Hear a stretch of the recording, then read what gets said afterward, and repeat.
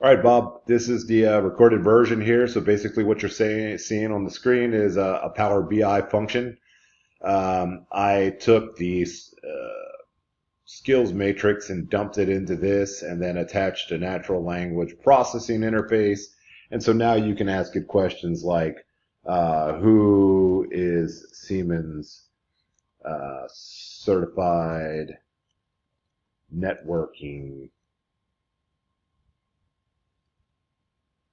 and boom, what you see right there, Matt Paulison, and you see Matt's contact information and everything like that. And you could do this for basically just about anything that was on that skills matrix. So what is Brett Hammond's phone number? And boom, there you go. Brett Hammond's his phone number. So I mean, this is tip of the iceberg. I'm kind of like swatting a fly with a sledgehammer with this for what it's doing, but I thought it was cool. I thought other people could use it, and I think this is like light years beyond pivot tables and as far as like slicing and dicing information. So if you like it, give me a thumbs up. All right, see ya.